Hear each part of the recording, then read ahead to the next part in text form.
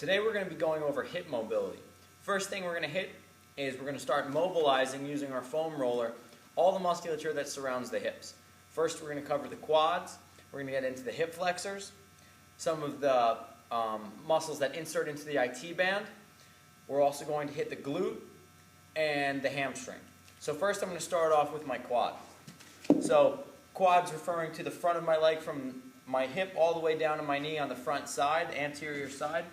And I'm just going to start off doing just that, rolling the full length, nice and slow. I'm going to focus on one leg at a time, and I'm coming straight on. Now, as a general rule, once again, we're using this as a screen.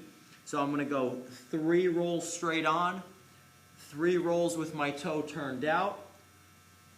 Now I'm getting into the medial aspect of my quad.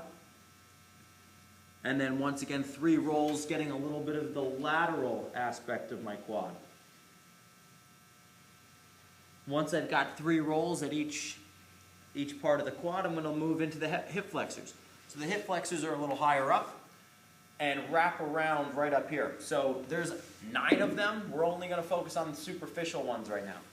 So I'm going to place that roller right into that notch right below the head of my femur. And I'm just going to kind of rock back and forth. Once you find that sweet spot, you don't really need to move around a whole lot.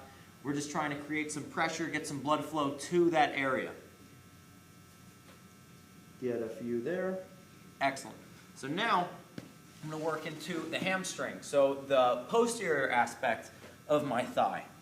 So same thing as we did with the quad. I'm going to go 3 rolls straight on. 3 rolls with my toe turned in. And I want this articulation to happen at the hip, so my hip is internally rotated. It's not just inversion of the foot, but I want totally turn the hip internally rotated. Same thing, turned out, externally rotated at the hip. 3 rolls. There's my hamstring. IT band, I'm just going to go straight onto my side, and the IT band is a thick, dense sheet of fascial tissue, and there's not a ton of vascularity to it, not a ton of mobility that we're necessarily going to get out of it, but the muscles that insert into the IT band, most definitely. Now, once I find my spot, about one-third of the way up the length of my femur, I'm going to sit on this spot, and I'm just going to bend. Let me get in frame here for you. I'm going to get extension and flexion at the knee. The IT band, or iliotibial band, starts at the hip and inserts at the tibia below the knee. So by me articulating at the knee, just without rolling up and down, by me moving here, I'm creating length, I'm creating some mobilization. Lastly, we're going to hit the glute.